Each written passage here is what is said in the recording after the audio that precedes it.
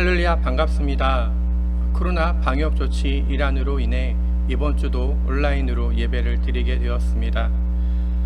각기 초소에서 이 시간 예배에 참여하신 모든 성도와 가정마다 주님의 은혜가 넘치기를 소망합니다.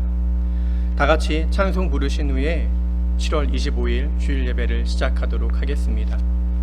찬송가 5장 다 같이 찬양하시겠습니다. 찬송가 5장 하나님의 크신 사랑 찬양하시겠습니다.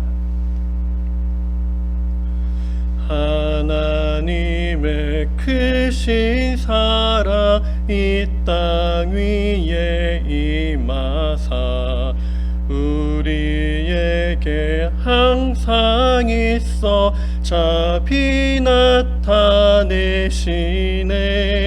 주의 크신 긍휼로서 우리 불러주시니 떨며 나온 영혼들을 구원하여 줍소서. 주의 성령 함께 계셔 상한 심령 보시고 우리 약함 아심으로 도와주길 바라네. 하나님을 배반하고 멀리 떠난 죄인을 말씀으로 깨우치사 돌아오게 앞소서. 전능하신 구세주여 구원하여 줍소서. 죄길에서 돌이키고 주께 돌아옵니다. 우리 대신 돌아가신 십자가의 공로를 믿음으로 의지하니 주여 받아 줍소서. 주 안에서 변화받은 새 피조물 되었네. 주의 구원 온전하니 주와 화평 이뤘네.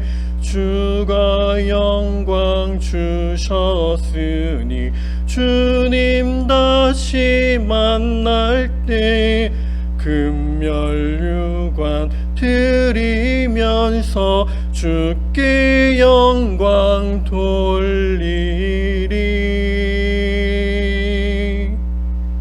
아멘. 다 같이 기도하시겠습니다. 할렐루야. 자비와 긍휼이 무한하신 여호와 하나님을 이 시간 찬양합니다.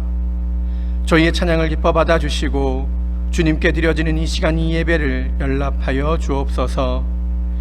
특별히 코로나로 인해 다 함께 모여 예배드리지 못하는 안타까운 심령들에게 그들이 어디에서 모여 예배를 드리든지 간에 주님께서 주시는 동일한 은혜가 넘치게 하여 주옵소서.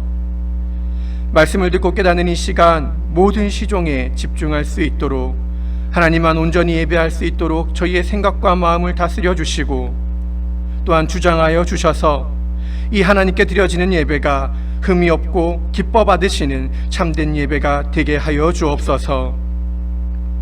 우리의 생각과 뜻은 십자가 앞에 내려놓고 오로지 주님의 말씀에만 집중하는 귀한 시간 되게 하여 주옵소서. 그러기 위해 이 시간 지난 한 주의 삶을 돌아보기를 원합니다. 우리의 믿음이 연약하여 작은 유혹에도 쉽사리 예수님의 뜻을 따르지 못했음을 이 시간 고백하오니 용서하여 주옵소서. 하나님의 일에 열심을 내고 살아야 하는데 또한 그리하지 못했습니다. 이 또한 용서하여 주옵소서. 세상이 주는 가치에 우리의 마음을 빼앗겨 살았습니다. 주님 이 시간 용서하여 주옵소서. 말씀과 기도 생활에 최선을 다하지 못했음 또한 이 시간 고백하오니 용서하여 주옵소서. 그 밖에도 우리가 알게 모르게 지었던 크고 작은 죄들을 이 시간 낱낱이 회개하오니 십자가의 보혈로 깨끗게 하시고 성령이 주시는 새 능력으로 열심을 내어 살아가는 그런 믿음의 자녀들이 다 되게 하여 주옵소서. 이 시간 나라와 민족을 위해 기도합니다. 이 지구상의 유일한 분단 국가로 남한과 북한이 총칼을 겨누고 있습니다. 저희를 긍휼히 여겨주시고 주님의 때에 주님의 방법대로 남과 북이 하루빨리 한민족 한 국가를 이루게 하여 주옵소서. 그리하여 삼천리 방방 곳곳마다 자유로운 예배와 찬양이 울려 퍼지게 하여 주옵소서. 나라를 치리하는 위정자들과 각 기업의 대표들이 하나님을 두려워하고 경외함을 배워 주님이 다스리시는 거룩한 나라, 거룩한 민족 되게 하여 주옵소서. 나라 안팎의 상황이 코로나로 인해 너무나 어렵습니다. 우리의 마음도 피폐해져 있고 우울한 일상이 반복되어지고 있습니다. 주님, 하지만 우리가 전쟁과 기근과 질병으로 인해 그 어떤 우겨쌈을 당한다 할지라도 날마다 주님을 의지함으로 말씀을 가까이 함으로 이 모든 시련을 물리치게 하시고 또한 날마다 새 힘을 얻어 담대한 믿음을 가지게 하여 주옵소서. 교회를 위해 기도합니다. 37년 전 하나님의 뜻하신 바가 있어 광명교회를 세우시고 그 뜻을 준행하게 하시니 감사를 드립니다. 비록 지금의 상황이 어렵고 어려운 시국 가운데 놓여 있다 할지라도 상황을 바라보는 것이 아니라 그것을 핑계댈 것이 아니라 더욱더 전도에 힘쓰며 말씀을 전함에 두려움이 없는 교회가 되게 하여 주옵소서. 각 부서와 각 기관에 복을 주시고 날마다 부흥하고 성장하게 하여 주옵소서. 이 마지막 때에 선교적 사명을 다하는 교회가 되기를 원합니다. 성도 개개인의 마음 가운데 다시금 열정을 회복시켜 주시고 주님이 오실 때까지 믿음이 자라나는 성도와 그의 가정이 되게 하여 주옵소서. 그리하여 이 예배당이 하나님의 사람들로 가득 채워지는 놀라운 역사와 기적이 나타나게 하여 주옵소서. 이 예배를 위해 기도합니다. 온라인으로 드려지는 예배 가운데 우리의 경건의 마음이 흐트러지지 않게 하여 주옵시고 예배는 보는 것이 아니라 하나님께 드려진다라는 사실을 우리 신앙의 그 고백이 이 시간 참여한 모든 성도와 가정들에게 나타나게 하여 주옵소서. 그리하여 더욱더 경건한 마음과 더욱더 온전한 마음으로 온전히 하나님만을 바라보며 예배드리게 하여 주옵소서. 사단과 마귀의 유혹이 침타지 않게 하여 주옵시고 천군 천사로 지켜보아여 주옵소서.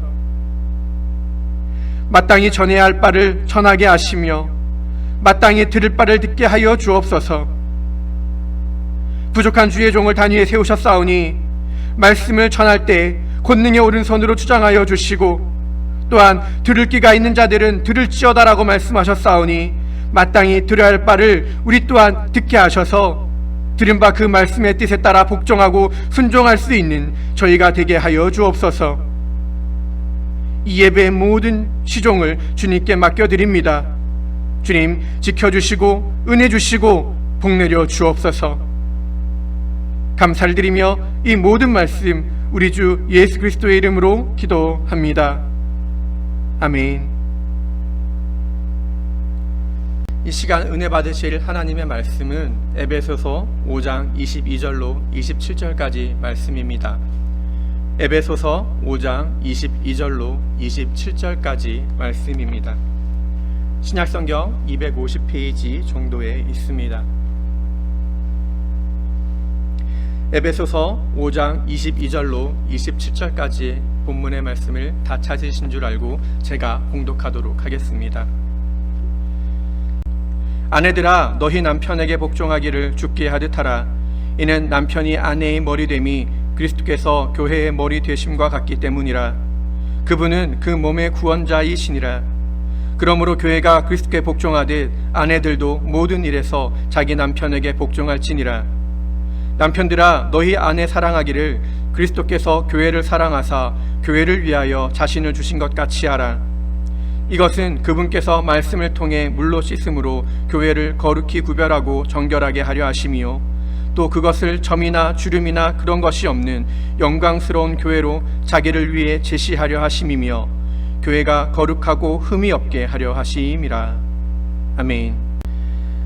얼마 전 극동방송을 듣는데 오후에 한 목사님께서 나오셔서 중보기도하는 그런 프로그램이 있었습니다. 전화로 응대를 하고 그 전화 통화를 통해 기도 제목을 나누고 전화로 중보기도를 해주는 그런 시간이었습니다. 그 가운데 어떤 사연 중에 어떤 그 교회의 믿음의 가정 가운데 한 권사님의 사연이었습니다. 그 자녀가 집을 떠나 가출을 한 그런 사연이었고, 그래서 그 딸의 행방과 또한 돌아오기를 중보해달라는, 기도해달라는 그런 부탁이었습니다.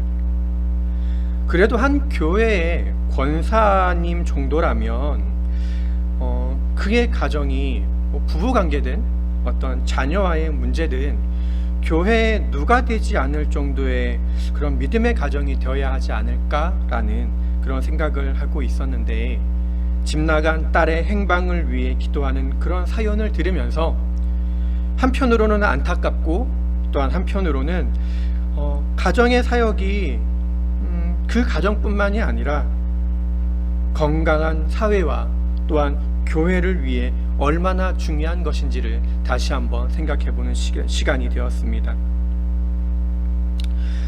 그래서 저는 오늘 함께 봉독한 에베소서 말씀을 중심으로 교회 속의 각 가정들이 어떻게 하나님의 교회를 건강하게 세워나갈 수 있는지, 또한 그 가족 구성원들은 또 각기 어떤 사명들을 그 가정 속에서 부여받았는지를 살펴보므로 우리의 가정이 곧 교회의 사명이다라는 그 사실을 함께 나눠보고자 합니다. 첫째로 우리 가정은 하나님께서 부여하신 그 권위와 또한 질서에 복종하고 순종할 수 있는 가정이 되어야 합니다. 하나님은 질서의 하나님이십니다. 태초에 천지가 창조되어질 때부터 하나님은 모든 것에 질서를 부여하시고 모든 만물을 그분의 발 아래 두셨습니다. 그분의 피조물인 우리는 당연히 하나님의 모든 창조의 질서와 그분의 말씀에 복종하고 따를 책임과 의무가 있습니다.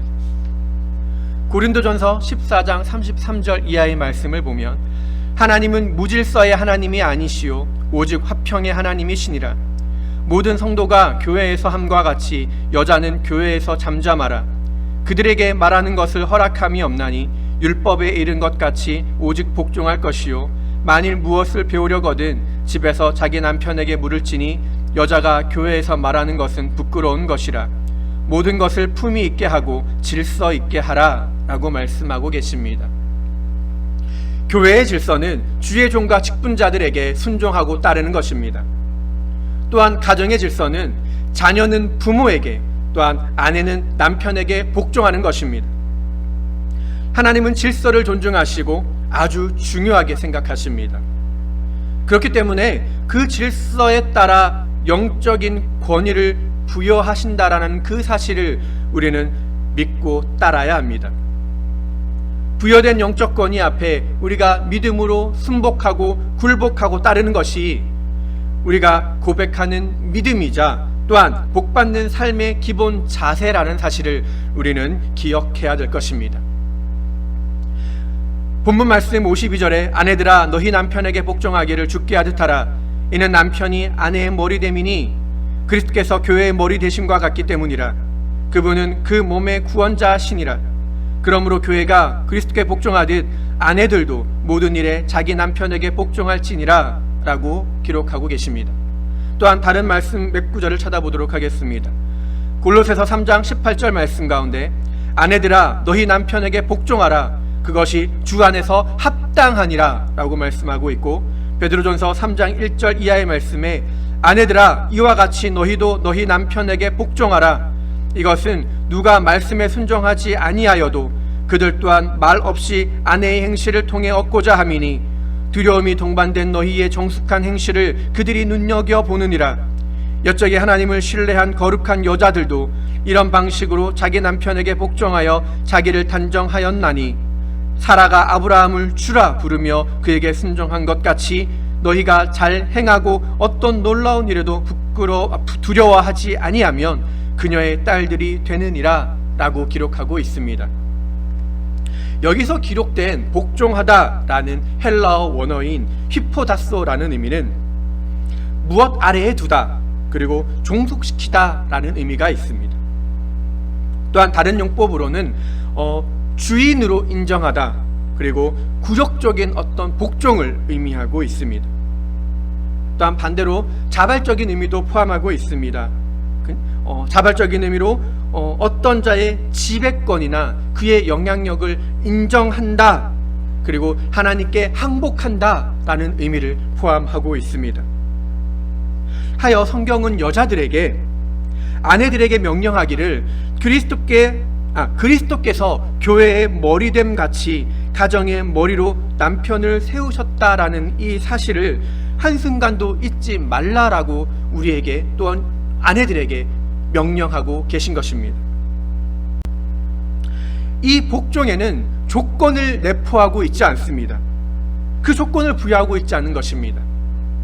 가령 남편의 어떤 지위나 재무적인 능력이나 성격이나 외모나 기타 등등 어떤 아내가 남편에게 무조건적으로 복종할 수밖에 없는 무엇인가가 존재할 때 비로소 아내가 남편을 복종해야 된다라는 의미가 아닌 것입니다. 또한 우선순위를 따지지 않습니다. 남편이 먼저 아내에게 무언가를 어떻게 하면 그에 따른 보상 혹은 어떤 조건에 따라 복종이 따라온다라는 의미가 아닌 것입니다. 그냥 무조건입니다. 아내가 남편에게 복종하는 것은 마땅하느니라 라고 말씀하고 있는 이 성경의 말씀처럼 그냥 무조건적인 것입니다. 하나님께서는 진리의 그 말씀으로 아내들에게 명령하고 계시기 때문입니다. 그래서 말씀에 기록되기를 사라가 아브라함을 주라 부르며 그에게 복종한 것처럼 아내가 똑같이 남편에게 행할 때 그녀의 딸들이 되어진다라고 이야기하고 있는 것입니다. 이 말씀이 무슨 뜻입니까? 사라의 이름의 뜻이 주어진 의미를 우리가 생각해 보면 좋을 것 같습니다. 사라라는 이름의 뜻은 열국의 어머니, 열국의 어미라는 뜻을 포함하고 있습니다. 이 뜻을 문자적으로 해석하면 사라는 많은 사람들의 어떤 육신의 어머니라는 뜻을 포함하고 있지만 믿음의 조상인 아브라함의 후손이 되어진다라는 상징적인 의미도 또한 포함하고 있는 것입니다. 그런즉 우리가 믿음으로 아브라함의 후손이 된 것처럼 믿는 그리스도의 가정 가운데 아내는 반드시 그의 남편에게 복종할 때 아브라함의 후손이 되어진다라는 그런 의미를 포함하고 있는 것입니다. 다만 이 이야기에서 우리가 오해하지 말아야 될 것은 이 명령이 하나님의 말씀이기에 그 말씀에 기록된 사실대로 우리가 사는 것이 아브라함의 후손이다라는 의미이지 단순히 남편에게 맹목적으로 복종하는 것 그 자체가 그리스도인의 자격이 아님을 우리는 오해해서는 안 됩니다. 그래서 골로새서의 말씀에는 이러한 복종이야말로 그리스도 주 안에서 합당한 아내의 자세이자 태도라고 이야기하고 있는 것입니다. 보통 이 말씀을 우리가 받아들이고 이해할 때 특히 아내나 여성분들은 거북하고 불편해할 수 있습니다. 요즘 세상이 어떤 세상인데 무슨 사대부 조선시대도 아니고 너무 가부장적이다라고 이야기할 수 있습니다. 또한 요즘 이제 여성의 지위가 많이 올라갔기 때문에 사회적으로 높은 지위와 명성을 얻고 있기 때문에 또한 부도 많이 축적하고 있기 때문에 남녀 평등을 주장할 수도 있습니다.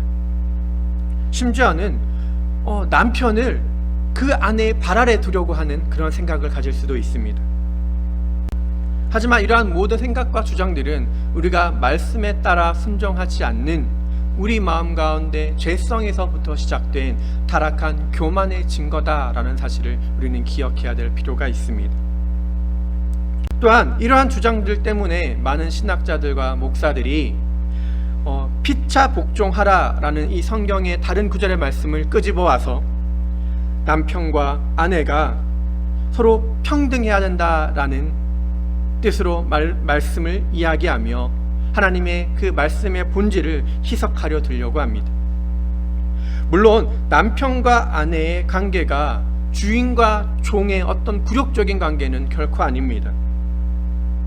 또한 가정 속에서 부부는 평등하고 서로 간의 존중이 필요합니다.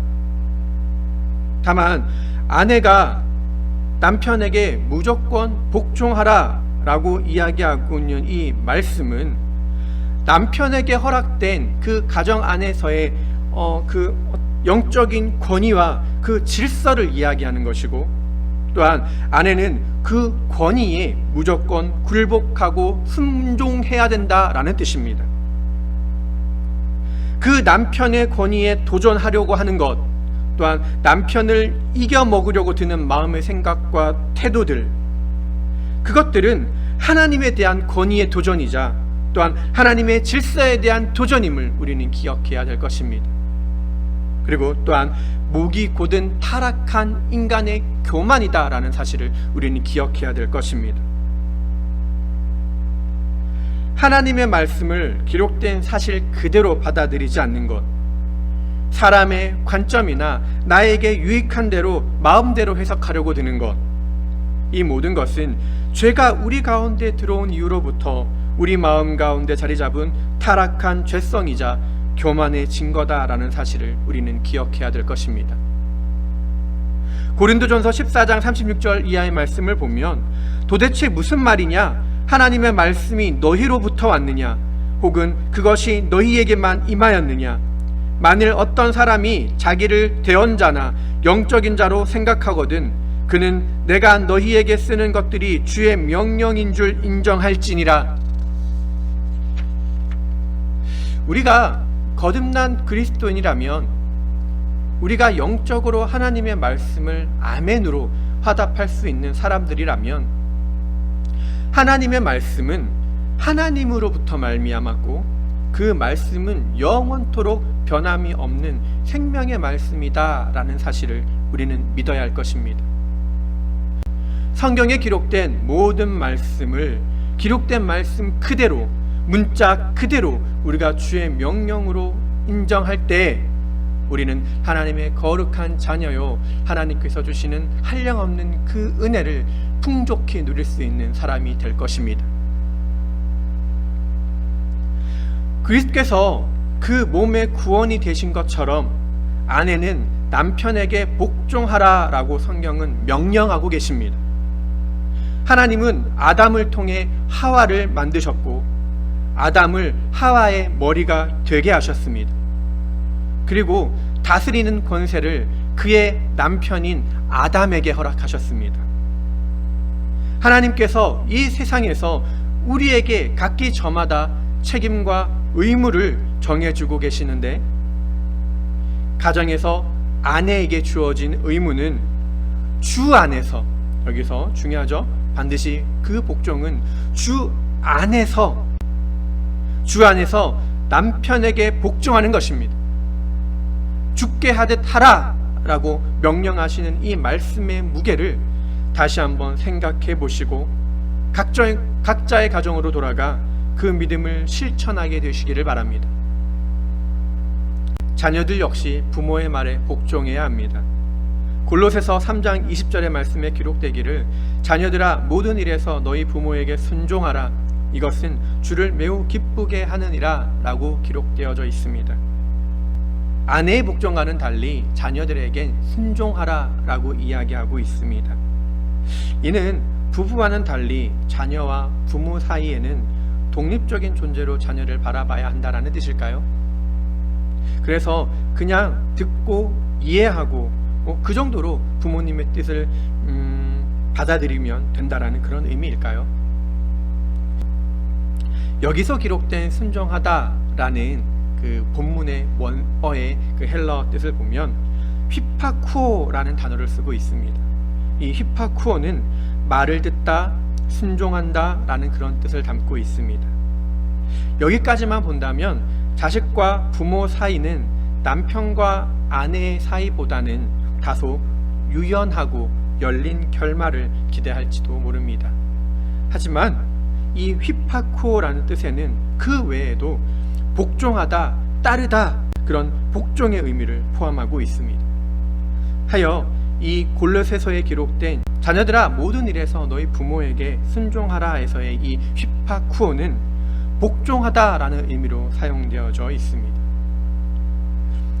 다른 에베소서 말씀에 기록된 아내들에게 이야기하고 있는 어떤 순종하다라는 그런 뜻은 모두 다 바로 이 복종하다, 헬라어 아까 조금 전에 설명드렸던 휘포다소, 무엇 권위 아래에 두다, 굴복하다, 복종하다라는 그런 의미로 기록되어졌다라는 사실을 우리는 기억해야 될 것입니다.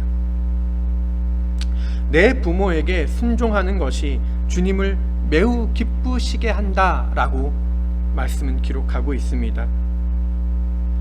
사랑하는 자녀 여러분, 주님의 기쁨이 되고 싶다면 가장 먼저 가정 안에서 부모님의 말씀 가운데 순종의 자세를 먼저 가지게 되시기를 바랍니다.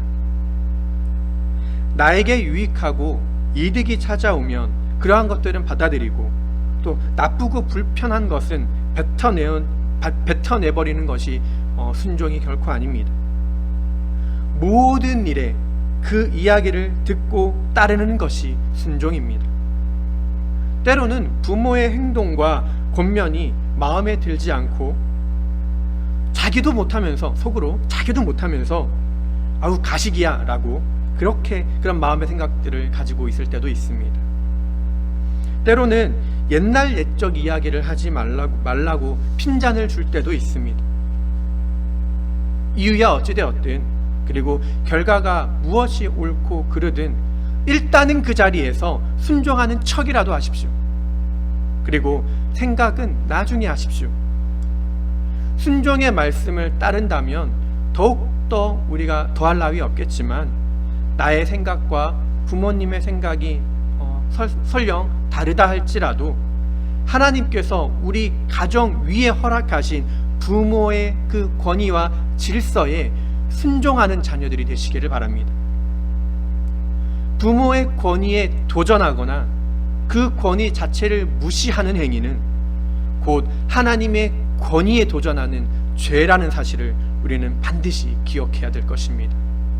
그리고 그 하나님의 권위에 도전하는 자는 결국 화가 있을 것이다 라는 사실을 기억해야 될 것입니다.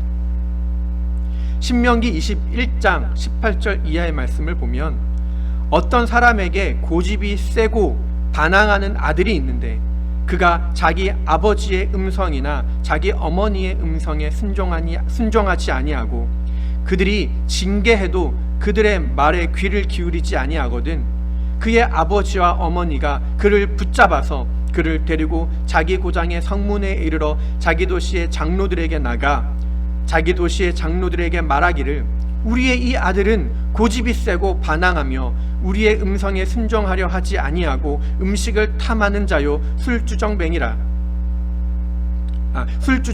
하거든 그의 도시의 모든 사람들이 그를 돌로 쳐 죽일지니 너는 이같이 하여 너희 가운데에서 악을 제거할지니라 그리하면 온 이스라엘이 듣고 두려워하리라 라고 이야기하고 있습니다. 물론 이 구약의 말씀처럼 정말 돌로 쳐 죽이는 그런 부모는 없을 것입니다. 또한 그렇게 해서도 안 될 것입니다. 이것은 단순히 우리가 아동학대나 그런 처벌이 무서워서가 아니라 예수 그리스도께서 부모에게 주신 자녀 사랑의 마음은 어떤 징계나 형벌이 먼저가 아니라 사랑과 용서가 먼저이기 때문일 것입니다. 다만 이 말씀을 통해 우리가 기억해야 될 사실은 자식은 부모의 권위에 결코 도전해서는 안 되며 부모의 가르침 가운데 믿음으로 순종해야 된다라는 사실입니다. 그것이 이 땅 가운데 거하면서 장수하고 복받는 비결이다라는 사실입니다. 그것이 이 땅 가운데 그리고 우리의 마음 가운데 악을 제하여 버리고 믿음으로 승리하는 비결일 것입니다. 세상의 어떤 믿음의 부모가 그의 자식이 육신의 허욕과 만족만을 쫓아 살아가고 있는데 그런 그들의 자녀들을 그리스도의 말씀으로 품지 않겠습니까? 어떤 사람에게 고집이 세고 반항하는 아들이 있는데 라는 이 말씀 속에 이 자녀의 고집과 그 반항은 사실 돌로 쳐 죽일 만한 이야기가 아닙니다. 사건이 아닙니다. 그만큼의 문제가 결코 될 수 없습니다. 하나님은 우리 인간에게 각기 저마다 개성과 하나님의 뜻을 계획하셨습니다. 그렇기 때문에 부모님의 생각과 다른 고집과 반항 그 자체가 문제가 되는 것은 아닙니다. 우리가 하나님은 아니기에 때로는 자식을 훈육하는 부모의 생각과 관점이 틀리고 옳지 않을 때도 있습니다. 하지만 그리스도의 말씀으로 살아가기를 바라고 원하는 그 부모의 기도와 권면 가운데 술주정뱅이요 음식을 탐하는 자다라는 이 수식어는 분명 하나님의 자녀답게 살지 못한 생활이자 태도가 그 자녀에게 있었을 것입니다. 이런 자녀에게 부모의 징계는 곧 하나님의 징계이자 심판이다라는 사실을 그의 자녀들은 인정해야 될 것입니다. 만약 그럼에도 불구하고 고집과 반항으로 부모의 음성에 순종하지 않는다면 분명 그의 하나님을 욕보이는 것입니다. 우리 믿음의 자녀들이 그 믿음의 근거가 넘치는 은혜의 축복 가운데 전달되어지기를 진심으로 바랍니다. 둘째로 가족 구성원들은 저마다의 자격과 위치가 있음을 알아야 합니다. 아내는 현숙한 사람이 되어야 하고 남편은 감독자로서의 역할을 잘 실천해야 합니다. 또한 자녀는 그 부모의 상급이다라는 사실을 잊지 말아야 할 것입니다. 먼저 아내의 위치와 자격을 살펴보도록 하겠습니다. 잠언 31장 말씀에는 어떤 아내가 현숙한 아내인지에 대해 열거하고 있습니다. 이 시간 제가 봉독해 드릴 테니 여러분은 스스로가 채점을 해가면서 나는 몇 가지나 이에 해당하는지 한번 확인해 보시기를 바랍니다. 누가 현숙한 여인을 찾겠느냐? 그녀의 값은 루비보다 훨씬 더 나가느니라. 그녀의 남편의 마음이 그녀를 편안히 신뢰하므로 그가 노략물을 필요로 하지 아니하리라. 그녀는 자기 평생 동안 그에게 선을 행하고 악을 행하지 아니하리라. 그녀는 양털과 아마를 구하여 기꺼이 자기 손으로 일하고 상인들의 배들과 같아서 멀리서 자기 양식을 가져오고 또 아직 밤일 때에 일어나 자기 집안 사람들에게 먹을 것을 주고 자기 요종들에게 몫을 정하여 주며 밭을 깊이 살펴보고 그것을 사며 자기 손에 열매를 가지고 포도원을 세우며 힘있게 허리를 동이고 자기 팔을 강하게 하며 자기의 장사하는 일이 잘 되는 줄 깨닫고 밤에 등잔불을 끄지 아니하며 자기 손을 물레가닥에 대고 손으로 물레를 실패를 잡으며 가난한 자들에게 손을 내밀어 참으로 궁핍한 자들에게 손을 뻗으며 자기 집안의 모든 사람들이 주홍색 옷을 입었으므로 눈이 와도 자기 집안 사람들로 인해 두려워하지 아니하고 스스로 수놓은 융단 덮개를 만들며 비단옷과 자주색 옷을 입고 그녀의 남편은 그 땅의 장로들 가운데 앉을 때에 성문 안에서 알려지느니라. 그녀는 고운 아마포를 만들고 팔고 허리띠를 상인에게 넘겨주며 능력과 명예로 옷을 삼고 다가올 때를 기뻐하리라. 그녀는 지혜를 가지고 자기 입을 열며 자기 혀 속에 친절의 법을 두고 자기 집안의 길들을 잘 살피며 게을리 얻은 빵을 먹지 아니하나니 그녀의 자녀들은 일어나서 그녀를 가리켜 복받은 자라 하고 그녀의 남편도 그녀를 칭찬하기를 많은 딸들이 덕스럽게 행하였으나 그대는 그들보다 뛰어나다 하느니라. 여러분은 몇 가지나 이에 해당하십니까? 이 시간 분명한 사실은 내가 이 말씀의 뜻에 따라서 기록한 바대로 현숙한 여인의 모습으로 살았다는 긍지와 자부심도 중요하겠지만, 더 중요한 사실은 이 말씀이 내 안에 있는가 없는가, 그리고 이 말씀이 내 삶에 녹아 있는가 없는가라는 사실일 것입니다. 만약 말씀이 내 안에 살아있고 또한 내 삶에 녹아 있다면, 그래서 그 말씀을 의식하며 내가 살아간다면, 비록 이 말씀 우리가 다 지켜 살지 못한다 할지라도 우린 이미 절반의 성공을 이룬 것과 마찬가지일 것입니다. 하지만 안타깝게도 이 말씀 자체가 내 삶과 너무 동떨어져 있다면 우린 어쩌면 회개할 기회조차 얻지 못할 것입니다. 그래서 현숙한 여인은, 그리고 슬기롭고 지혜로운 아내는, 그리고 어머니는 그 무엇보다 말씀을 가까이 하는 사람입니다. 다음으로 남편의 위치와 자격을 살펴보도록 하겠습니다. 에베소서 5장 25절의 말씀을 보면, 남편들아 너희 아내 사랑하기를 그리스도께서 교회를 사랑하사 교회를 위하여 자신을 주신 것 같이 하라 라고 말씀하고 계십니다. 남편의 의무가 무엇입니까? 한마디로 말해서 가정을 세우는 것입니다. 그리스도께서 교회를 사랑하시고 교회를 세운 것처럼 가정을 사랑하고 그 가정을 지키라는 것입니다. 여기서 중요한 사실은 사랑입니다.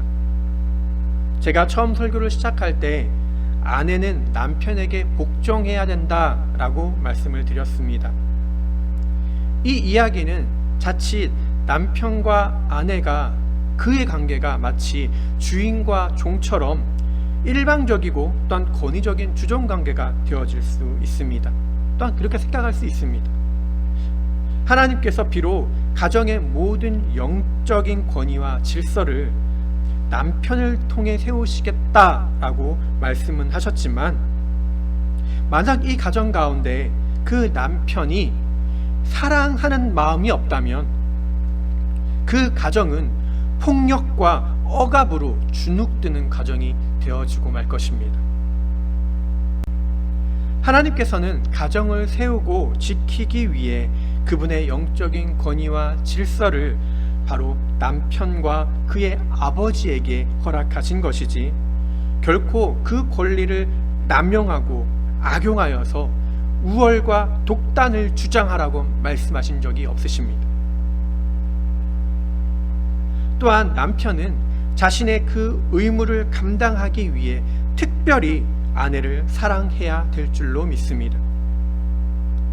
그래서 성경은 아내 사랑하기를 그리스도께서 교회를 사랑하신 것처럼 하라라고 말씀하고 계신 것입니다. 그리스도께서 교회를 사랑하신 까닭이 무엇입니까? 그리고 어떻게 사랑하셨습니까? 이 땅의 모든 교회는 그분의 핏값으로 세워진 교회입니다. 그리고 그리스도는 교회를 통해 일하십니다. 즉 이 말은 남편은 아내 사랑하기를 생명을 다해 사랑하라는 뜻입니다. 그리고 아내를 존귀한 사람으로 여기라는 뜻입니다. 또한 남편의 의무는 가정에서 그리스도의 도를 세우는 것입니다. 디모데전서 3장 1절 이하의 말씀에 기록되기를, 남자가 감독의 직무를 사모하며 선한 일을 사모한다는 이 말은 참된 말이로다. 그러므로 감독은 반드시 책망받을 것이 없으며 한 아내의 남편이며 깨어있으며 맑은 정신을 가지고 있으며 행실이 바르며 손님 대접하기를 힘쓰며 가르치는 재능이 있으며 자기를 술에 내어주지 아니하며 구타하지 아니하며 더러운 이익을 탐내지 아니하며 오직 인내하며 말다툼하지 아니하며 탐욕을 부리지 아니하며 자기 집을 잘 다스려서 자기 자녀들을 모든 위엄으로 복종시키는 자라야 할 것이며, 남자가 자기 집을 다스릴 줄 알지 못하면 어찌 하나님의 교회를 돌볼 수 있으리요? 라고 말씀하고 계십니다. 디모데전서의 말씀에 기록된 이 감독의 직분은 교회의 사명자를 이야기하는 것이지만, 하지만 하나님께서 우리 가정에 허락하신 영적인 지도자는 바로 남편이고 아버지입니다. 그리하여 남편은 언제나 선한 것을 사모하며 맑은 정신과 바른 행실을 통해 그리스도의 영향력을 가정 내에 끼칠 수 있는 사람이 되어야 합니다. 가정에서의 모든 축복권과 또한 말씀을 전달할 수 있는 설교권과 또한 그리스도의 교훈과 훈육을 할 수 있는 이 모든 자격이 바로 그의 남편의 손에 달려있기 때문입니다. 하여 말뿐인 영향력이 아니라 자기 집을 잘 다스려서 자기 자녀들을 모든 위엄으로 복종시키는 자가 되기 위해 말씀과 기도와 전도의 생산 능력으로 먼저 스스로의 영적인 권위를 세워나가야 할 것입니다. 이것이 남편에게 허락된 권위이자 의무라는 사실을 기억하시길 바랍니다. 마지막으로 자녀의 위치와 또한 자격을 살펴보도록 하겠습니다. 자녀의 위치와 자격은 부모들이 받아 누릴 상급이다라는 사실을 기억해야 합니다. 시편 127편 3편 말씀에 기록되기를 보라, 자식들은 여호와의 기업이요 태의 열매는 그의 상급이로다. 젊은 자의 자식은 장사의 수중의 화살 같으니 이것이 그의 화살통에 가득한 자는 복되도다. 그들이 성문에서 그들의 원수와 담판할 때에 수치를 당하지 아니하리로다 라고 기록하고 있습니다. 부모가 자식을 낳아 키운다라는 것은 어떠한 의미가 있을까요? 종족 번식이라는 어떤 동물학적 의미를 떠나서 부모는 자식이라는 열매를 통해 그 부모가 그동안 그들의 삶이 어떠했는가에 대해 그 가치를 판단하고 또한 평가받기를 원합니다. 그렇기 때문에 부모는 그 자식에 대한 열정이 남다를 수밖에 없습니다. 때로는 나의 분신이고 또한 나의 전부이고 나의 상급이자 추수한 열매이기 때문입니다. 그러한 자식이 부모의 기대와 다른 방향으로 어긋난 삶을 살아간다면 그것만큼 부모에게 견디기 어렵고 힘든 삶은 아마 없을 것입니다. 하지만 자식들은 그러한 부모님의 마음을 전부 헤아리지 못합니다. 자식들이 어느 정도 이게 나이가 들면 그리고 성장하고 나면 부모들에게 이젠 우리 걱정하지 말고 마음 편하게 사시라 라고 이야기합니다. 그렇게 이야기하면 부모들은 그렇게 이야기하면 부모들은 자신들의 역할이 끝났다라고 생각을 할까요? 그렇지 않습니다. 부모의 자식 걱정은 죽을 때까지 끝이 없습니다. 자식들이 귀찮아할지언정 부모의 마음은 언제나 자식 걱정뿐입니다. 그런 부모에게 자식들이 할 수 있는 최선의 방법이 무엇일까요? 여호와의 기업이자 태의 열매로 살아가는 것입니다. 세상의 성공과 명성이 그리고 그 직업이 잠깐은 부모의 자랑거리가 되고 기쁨이 될 수 있을 것입니다. 하지만 그것보다 더 중요한 사실은 그렇게 쌓아 올린 명예와 또한 재물보다 우리의 영이 잘 되는 것이 바로 부모님을 기쁘시게 하는 것이다라는 사실을 잊지 마시기를 바랍니다. 자식들이 벌어다주는 어떤 용돈과 함께한 저녁 식사 자리가 그 자리 잠깐의 기쁨이 될 수 있을 것입니다. 그리고 택배가 되었든 방문이 되었든 뭐가 됐든지 간에 자녀들이 보내주는 어떠한 선물이 동네 이웃 사람들에게 잠깐은 자랑거리가 될 것입니다. 하지만 그 자녀의 삶에 예수 그리스도의 동행이 없고 구원의 확신이 없다면 그 부모의 잠자리는 매일 밤 눈물로 이불을 적시는 애통하고 비통한 삶이 될 것입니다. 가장 쉽고 가장 저렴한 효도는 부모님께 돈을 드리는 것입니다. 그리고 그 다음으로 할 수 있는 효도는 자주 찾아뵙고 시간을 공유하는 것입니다. 그리고 가장 좋은 효도는 주님을 영접하고 함께 예배드리는 것입니다. 그것보다 더 확실하고 완벽한 효도는 없습니다. 내 자식이 지옥 가게 생겼는데 그딴 물질이 무엇이 중요하겠습니까? 내 자식이 신앙생활을 개떡같이 하고 있는데 그딴 택배가 무엇이 중요하고 그딴 선물이 무엇이 중요하겠습니까? 이것만큼 더 안타깝고 속상한 일은 없는 것입니다. 살다 보면 사업에 실패할 수 있습니다. 원치 않게 결혼에 실패할 수도 있습니다.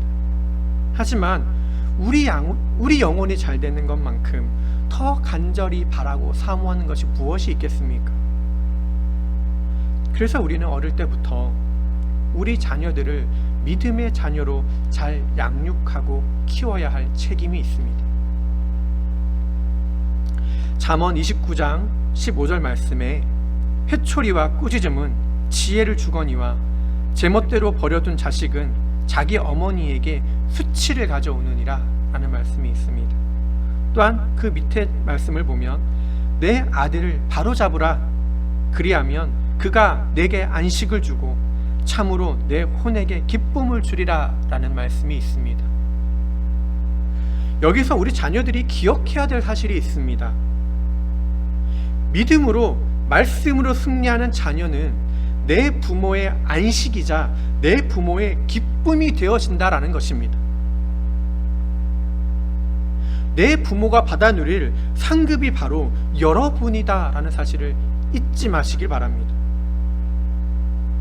그렇게 살지 못할 때 자녀는 내 부모의 수치이자 내 부모의 눈물이 될 것입니다. 그런 안타까운 가정이 우리 가운데 생겨나지 않기를, 그리고 지금 그런 문제로 인하여 어려움을 당하는 가정이 있다면 예수 그리스도의 이름으로 그 가정이 회복되어지기를 진심으로 바랍니다. 끝으로 가정은 그리스도의 몸된 교회를 세우기 위한 장소임을 기억해야 합니다. 신명기 13장 6절 이하의 말씀을 보면 내 형제나 내 어머니의 아들이나 내 딸들이나 내 품의 아내나 내 자신의 혼같이 여기는 내 친구가 은밀히 너를 꾀어 이르기를 우리가 가서 너나 내 조상들이 알지 못하던 다른 신들 곧 내게서 가깝든지 내게서 멀든지 땅이 끝에서 땅 저 끝까지 너희 사방에 있는 백성의 신들을 섬기자 할지라도 너는 그에게 동의하지 말며 그의 말에 귀를 기울이지 말고 내 눈으로 그를 불쌍히 보지 말며 용서하지도 말고 그를 숨겨주지 말며 오직 너는 반드시 그를 죽이되 죽일 때에 내가 먼저 그에게 손을 대고 그 뒤에 온 백성이 손을 댈지니라. 그는 이집트 땅 속박의 집에서 너를 데리고 나오신 주 내 하나님으로부터 너를 밀어내려고 한 자이므로 너는 그를 돌로 쳐 죽일지니라 라고 말씀하고 계십니다. 기준은 간단합니다. 가정이 무너지면 교회도 무너집니다. 하지만 가정이 든든하게 세워지면 교회 역시 든든하게 세워져 나갈 것입니다. 그만큼 가정에서의 사역은 중요한 것입니다. 부부관계에서의 질서와 권위는 교회를 세우기 위한 하나님의 명령입니다. 본문의 26절 이하의 말씀에 이것은 그분께서 말씀을 통해 물로 씻음으로 교회를 거룩히 구별하고 정결하게 하려 하심이요 또 그것을 점이나 주름이나 그런 것이 없는 영광스러운 교회로 자기를 위해 제시하려 하심이며 교회가 거룩하고 흠이 없게 하려 하심이라 라고 기록하고 있습니다. 여기서 기록된 이것은이 무엇입니까? 아내는 남편에게 복종하고 남편은 아내를 사랑하라 라는 것입니다. 그리고 그렇게 하는 것이 교회를 거룩하게 구별하고 정결하게 하며 흠이 없는 교회가 되게 한다라고 기록하고 있는 것입니다. 사회를 구성하는 최소한의 단위 집단을 우리는 가정이라고 배웠습니다. 또 가화만사성이라는 말이 있습니다. 가정이 화목하면 모든 것을 이룰 수 있다라는 의미입니다. 집에서 새는 바가지가 밖에서도 샌다라는 말이 있습니다. 이것은 가정에서 일어나는 그 모든 일련의 활동들이 가정 밖에서도 똑같이 우리의 습관이 되어진다라는 뜻입니다. 이 두 가지가 주는 공통점이 무엇입니까? 가정이 평안해야 한다라는 것입니다. 그리고 평안한 가정이 되기 위해 우리가 가정 안에서 성도다운 품위와 교양이 나타나야 한다라는 것입니다. 그리할 때 그 가족의 구성원의 분위기와 마음가짐이 예배를 참석한 성도와 그 가정 가운데 덕을 세우고 그리고 교회 공동체에 선한 영향력을 끼치기 때문입니다. 그 시작이 바로 성도의 가정 가운데 그리고 부부관계에서부터 시작된다라고 본문은 기록하고 있는 것입니다. 우리는 거룩하고 흠이 없는 교회가 되기 위해 먼저 우리가 거룩하고 흠이 없는 사람이 되어야 합니다. 부부간에 피차 복종하고 사랑할 때 가정은 평안한 가정이 되어질 것입니다. 말씀과 기도로 가정이 온전히 세워질 때 성도다운 품위와 교양이 나타날 것입니다. 그래야 할 때 우리 가정을 통해 영광스러운 교회가 세워질 줄로 믿습니다. 부모와 자녀 관계에서의 어떤 권위와 또한 질서 역시 교회를 세우기 위한 하나님의 명령입니다. 남편이자 아버지들이 비록 가정에서의 그 권세가 하나님으로부터 위임되어졌다 할지라도 그 권세를 사용함에 있어 그리스도의 희생과 모범을 따르는 믿음으로 살아가야 될 것입니다. 골로새서 3장 21절 말씀을 보면 아버지들아 너희 자녀들을 노엽게 하지 말라 그들이 낙담할까 염려하노라 라고 말씀하고 계시기 때문입니다. 하지만 그럼에도 불구하고 우리 믿음의 가정에서는 세상의 가장 큰 가치가 예수 그리스도라는 사실을 자식들에게 마땅히 가르쳐야 합니다. 강한 자녀들로 키우십시오. 말씀이 없이는 하루도 살 수 없는 자녀들로 키우십시오. 그런 믿음의 야성을 키워주십시오. 그냥 이해하고 넘어가고 마냥 좋아 할 것이 아니라 그런 담대한 믿음을 자식들에게 강요하고 강권하고 가르쳐야 될 필요가 우리 부모에게 있는 것입니다. 교회 안 나오면 용돈 끊으십시오. 내어 쫓으십시오. 쳐다보지도 마십시오. 자식들이 주는 선물 돌려보내십시오. 물론 그 전에 먼저 그 자녀들에게 존경받고 존귀함을 받는 부모가 먼저 되어 주십시오.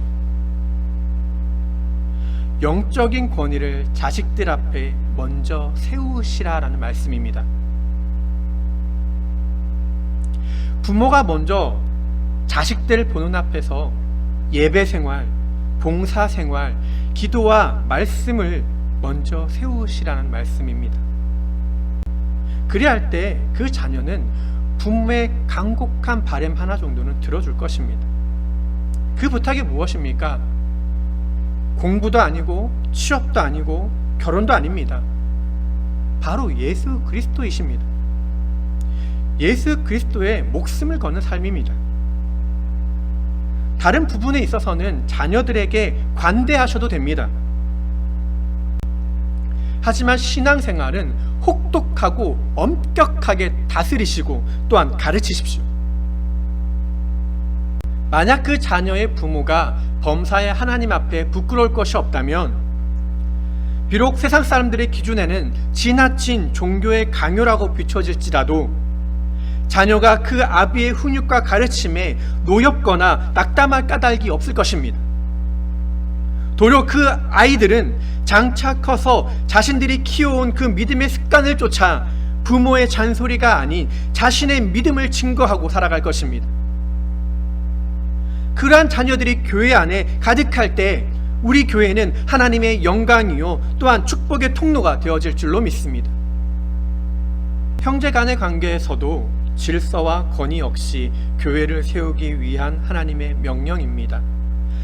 마가복음 10장 29절 이하의 말씀에 기록되기를 예수님께서 응답하여 이르시되 진실로 내가 너희에게 이르노니 나와 복음을 위하여 집이나 형제나 자매나 아버지나 어머니나 아내나 자녀나 토지를 버린 자는 지금 이 시대에서 집과 형제와 자매와 어머니와 자녀와 토지를 100배나 받되 핍박과 함께 받고 오는 세상에서는 영원한 생명을 받으리라 라고 기록하고 있습니다. 또한 요한일서 3장 10절 이하의 말씀을 보면 기록되기를 이로써 하나님의 자녀들과 마귀의 자녀들이 드러나나니 누구든지 의를 행하지 아니하는 자나 자기 형제를 사랑하지 아니하는 자는 하나님께 속하지 아니하느니라. 이는 우리가 서로 사랑해야 한다는 이 소식이 너희가 처음부터 들은 소식이기 때문이라. 가인과 같이 되지 말라. 그는 저 사악한 자에게 속하여 자기 형제를 죽였는데 그가 무슨 이유로 그를 죽였느냐? 자기 행위는 악하되 자기 형제의 행위는 의로웠기 때문이라. 내 형제들아, 세상이 너희를 미워하거든 이상히 여기지 말라. 우리가 형제들을 사랑함으로 사망에서 생명으로 옮겨간 줄을 우리가 알거니와 자기 형제를 사랑하지 아니하는 자는 사망 안에 거하느니라. 누구든지 자기 형제를 미워하는 자는 살인하는 자니 살인하는 자 속에는 영원한 생명이 거하지 아니하는 줄 너희가 아느니라. 하나님께서 우리를 위해 자기 생명을 내어 놓으셨으므로 이로써 우리가 그분을 사랑을 깨닫나니 우리가 형제들을 위해 우리의 생명을 내놓는 것이 마땅하니라. 그러나 누가 이 세상에 좋은 것을 가지고 있으면서 자기 형제가 궁핍한 것을 보고도 동정하는 마음을 닫아 그를 피하면 어찌 하나님의 사랑이 그 속에 거하겠느냐? 나의 어린 자녀들아, 우리가 말과 혀로만 사랑하지 말고 오직 행함과 진실함으로 하자. 이로써 우리가 진리에 속한 줄을 알고 또 그분 앞에서 우리의 마음을 확고히 하리로다. 만일 우리 마음이 우리를 정죄한다면 하나님은 우리 마음보다 크시고 모든 것을 아시느니라. 아멘. 방금 이 두 구절은 얼핏 보기엔 서로 다른 내용 같습니다. 앞에서 예수님께서 가르친 말씀은 예수를 믿지 않는 형제 자매는, 심지어는 내 부모까지도 그들은 우리 가족이 될 수 없다라고 말씀하십니다. 그래서 그들을 모두 떠나버리고 주님만을 쫓을 때 비로소 그것이 참으로 복되다라고 말씀하고 계십니다. 하지만 반대로 사도 요한은 형제를 미워하는 것이 바로 마귀의 자녀들이 하는 짓이다라고 이야기하고 계십니다. 그러한 자들은 살인하는 자들이고 영원한 생명에 거하지 못하는 자들이다라고 저주하고 있습니다. 그렇다면 이 두 말씀 중에 어떤 말씀이 옳은 말씀일까요? 예수를 핍박하는 가족은 정말로 모든 연을 끊어버리고 원수 사이로 지내는 것이 성경의 가르침일까요? 그것은 사이비 교주나 이단이 가르치는 방식입니다. 그 이단 사이비들은, 거기에 빠진 사람들은 가족들 다 버리고 재산 다 싸들고 그 교주에게 갖다 바치는 것입니다. 아주 어리석은 짓입니다. 예수님께서는 그런 가르침을 우리에게 주신 적이 없으십니다. 예수님께서는 그런 가족이 되지 말라고, 그런 가족이 되지 않도록 먼저 믿는 자들이 그들을 구원하라고 우리를 먼저 부르신 것입니다. 누가복음 12장 51절 이하의 말씀을 보면 너희는 내가 땅에 화평을 주려 온 줄로 생각하느냐? 내가 너희에게 이르노니 아니라 도리어 분열이니라.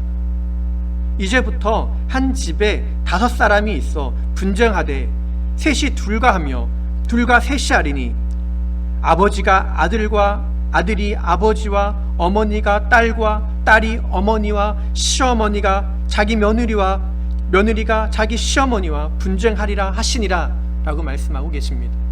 예수님은 먼저 믿은 우리를 통해서 우리의 가정 속에서 정말 분쟁거리가 되고 분열의 씨앗이 되라라고 말씀하고 계십니다. 화평이 아니라 같이 있으면 마음이 불편하고 함께 있기 싫은 존재가 되라라고 말씀하고 계십니다. 어떤 부분에서입니까? 모든 부분에서입니까? 그렇지 않습니다. 모든 부분에서 화평하고 함께 있되 바로 그리스도의 복음 앞에서는 우리가 그런 존재가 되어야 한다라고 말씀하고 계십니다. 그래서 마가복음의 이 버린 자의 의미는 정말 가족 친척을 모두 다 내어버린 자들을 의미하는 것이 아니라 그들의 생각과 행동을 동의하지 않는 바로 이 구별된 삶을 이야기하는 것입니다. 그런 삶을 가지고 바로 이 사도 요한이 이야기한 것처럼 우리의 형제와 자매를 그리스도의 마음으로 사랑하라라는 것입니다. 인간의 마음으로는 용서할 수 없고 또 사랑할 수 없지만 우리를 위해 목숨을 내어주신 바로 그 사랑의 마음으로 서로 사랑하며 예수 그리스도를 알게 하라라는 것입니다. 그리고 그것은 우리가 죽을 때까지 실천해야 될 먼저 믿은 자들의 사명일 것입니다. 요한일서의 말씀은 만약 그리하지 못하면 내게 화가 있을 것이다 라고 경고하고 계십니다. 예수 믿는다고 하면서, 구원받았다고 하면서 너희가 내 형제를 서로 사랑하지 않고 원수처럼 미워한다면 마귀의 자녀와 너희가 다를 것이 무엇이냐라고, 가인과 같은 사람이 되지 말라라고 우리에게 말씀하고 계시는 것입니다. 그런 사람들은 사망 안에 거하는 사람들이고, 그리고 그런 사람들은 죽은 사람들이다라고 우리에게 회개를 촉구하고 계신 것입니다. 이 말씀 가운데 우리의 양심과 신앙의 찔림이 찾아온다면 주저없이 회개하시고 바로 무너진 관계 회복을 위해 우리의 교만한 생각과 우리의 마음을 그 십자가 앞에 꺾어버려야 될 줄로 믿습니다. 이 땅에 종으로 오신, 그 섬김으로 오신 예수 그리스도의 희생을 생각할 때 우리의 자존심과 교만이 얼마나 어리석고 무지한 것인지를 정말 깨닫기를 바랍니다. 그리고 그 마음이 우리의 생각이 아니라 바로 성령께서 우리에게 주신 마음이라는 사실을 기억하시기를 바랍니다. 그리하여 19절에 이로써 우리가 진리에 속한 줄을 알고 또 그분 앞에서 우리의 마음을 확고히 하리로다. 만일 우리 마음이 우리를 정죄한다면 하나님은 우리 마음보다 크시고 모든 것을 아시느니라 라고 말씀하고 계신 것입니다.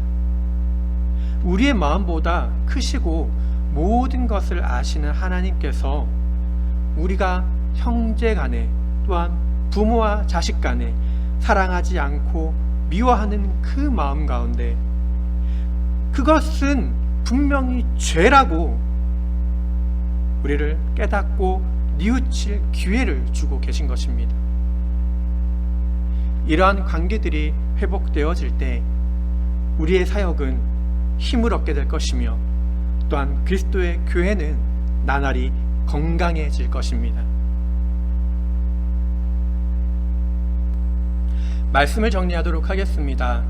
신명기 6장 7절 이하의 말씀을 보면 너는 그것들을 내 자녀들에게 부지런히 가르치며 내가 내 집에 앉을 때이든지 길을 걸을 때이든지 누울 때이든지 일어날 때이든지 그것들을 말할 것이며 너는 또 그것들을 내 손에 메어 표적으로 삼고 내 눈 사이에 두어 이마에 표로 삼으며 또 내 집의 기둥과 내 문에 기록할지니라 라고 말씀하고 계십니다. 우리 삶에는 재방송이 없고 리플레이가 없기 때문에 자녀의 삶도, 그리고 부부의 삶도, 그리고 부모의 삶도 모든 것이 처음이고 마지막입니다. 그 모든 것이 처음이기에 우리는 부족할 수도 있고 때로는 실수할 수도 있습니다. 하지만 그럼에도 불구하고 절대로 잊지 말아야 될 사실은 말씀을 가까이 하는 삶일 것입니다. 만약 집에 여러분의 성경책에 먼지가 소복하게 쌓여 있고 1년 내내 복음서 한 장 넘어가지 못한다면 하나님과 신앙의 문제를 떠나서 남편에게도 아내에게도 그리고 자녀들에게도 정말 부끄럽고 정말 한심하여 고개를 들 수 없을 것입니다. 그것이 그리스도를 믿는 신앙인의 양심이기 때문입니다. 그것조차도 못하면서 누구를 훈육하고 누구를 가르치겠습니까? 그 누구를 본받으라라고 말씀하겠습니까? 그런데 뭐가 잘나서 나도 말씀대로 못 살고 있는 이 사실을 누군가에게 훈육하려고 들고 또한 권면하려 들겠습니까? 나이가 많다라는 사실 하나만으로 그것이 벼슬이 되고 또한 권위가 된다라고 믿는 그런 어리석은 생각은 버리셔야 합니다. 너는 그것들을 내 자녀들에게 부지런히 가르치며 라고 하는데 그것이 무엇입니까? 하나님의 말씀입니다. 나도 말씀을 읽지 않으면서 무슨 말씀을 가르칩니까? A, B, C, D, 애플 이게 중요한 게 아닙니다. 돈을 잘 벌고 잘 먹고 잘 사는 게 그것이 중요한 게 아닙니다. 심지어는 건강도 아닙니다. 건강은 그 다음입니다. 그렇다면 뭐가 제일 중요합니까? 아이들의 식탁 앞에서 음식을 차려주고 아이들의 배를 채워주는 것이 중요한 것이 아닙니다. 바로 예수 그리스도입니다. 그 예수 그리스도의 복음을 전하고 예수 그리스도의 정신으로 하는 것입니다. 우린 그것을 가르쳐야 됩니다. 설령 밥을 한 끼 굶는다 할지라도, 끼니를 한 끼 거른다 할지라도 말씀 읽는 것을 건너뛰어서는 안 되는 것입니다. 우리 안에 예수 그리스도의 심장을 가지고 전심전력할 수 있도록, 그런 삶을 살아갈 수 있도록 우리는 아이들을 가르쳐야 되는 것입니다. 또한 그런 우리가 되어야 하는 것입니다. 사랑하는 성도 여러분, 늘 말씀을 가까이 두는 삶을 살아가십시오. 그리하여 우리의 삶에 말씀의 생수가 날마다 흘러 넘치기를 소망합니다. 그리할 때 우리의 복된 가정을 통해, 그리고 우리 교회가 날마다 성장할 것입니다. 사랑하는 성도 여러분, 광명교회와 그 가운데 속한 우리 모든 가정들이 장차 예수님이 오실 그 날까지 맡은 바 소명을 다하는 그런 건강한 교회와 또 복된 가정이 되어 주시기를 주님의 이름으로 간절히 축원드립니다. 아멘. 자, 기도하시겠습니다. 사랑해 주님 감사합니다. 우리를 거룩한 자녀로 불러주시고 하나님의 귀한 말씀을 듣게 하시니 감사합니다.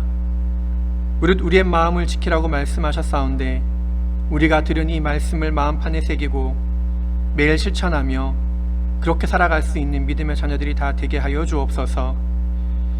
복된 가정이 곧 건강한 교회를 세우는 기초가 된다는 사실을 우리가 늘 잊지 않게 하시고, 각 가정이 말씀으로, 기도로, 성령의 충만함으로 넘치는 은혜가 나타나게 하여 주옵소서.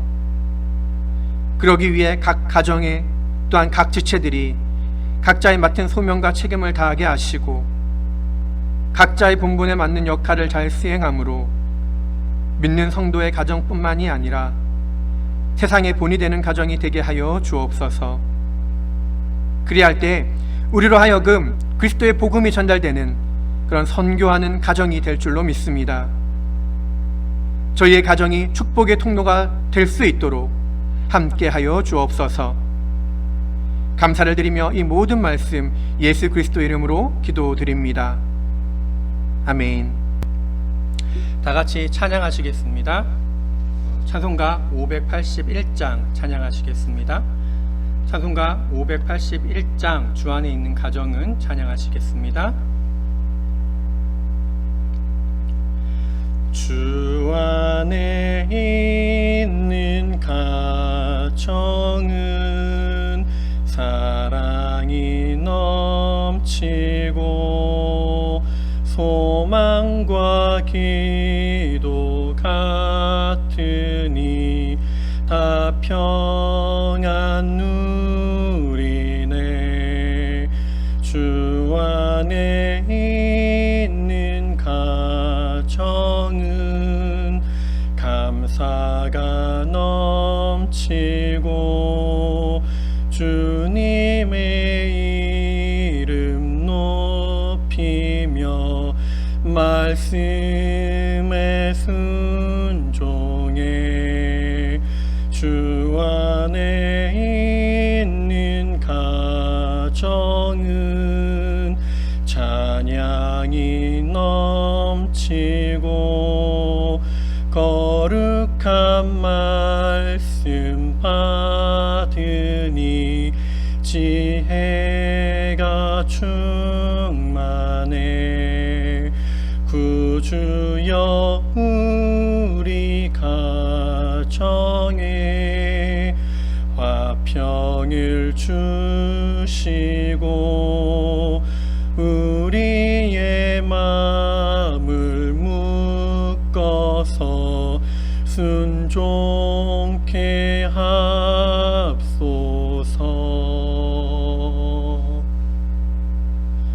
아멘. 광고 드리겠습니다. 이 예배는 주중에 녹화된 영상을 편집하여 주일날 아침에 올려드리는 방식을 취하고 있습니다.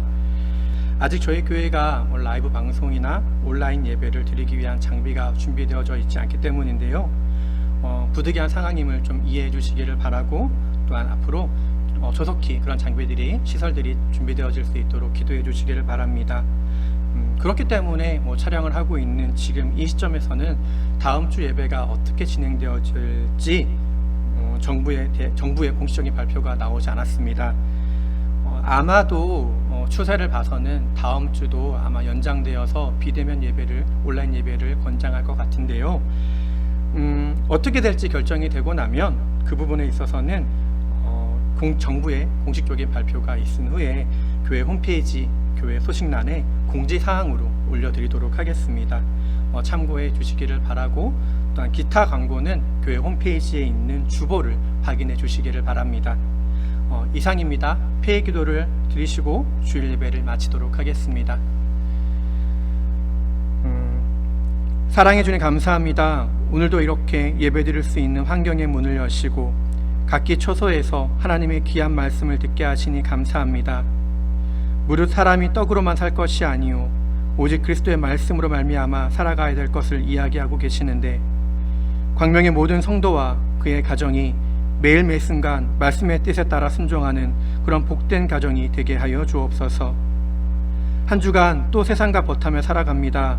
하지만 우리 믿음의 성도들이 세상 가운데 굴복하는 비굴한 삶이 아니라, 또한 타협하고 쓰러지는 연약한 삶이 아니라, 이 땅을 다스리고 정복하라는 그 약속의 말씀을 굳게 믿고 날마다 성령 충만한 삶을 살아가게 하여 주옵소서. 이번 한 주도 모든 상황 속에서도 우리를 지키실 주님을 믿고 기대하오며, 이 모든 말씀 우리를 죄에서 구속하여 주신 예수 그리스도의 이름으로 기도드립니다. 아멘. 한 주간 믿음으로 승리하시는 저와 여러분들이 되시기를 주님의 이름으로 축복합니다. 감사합니다.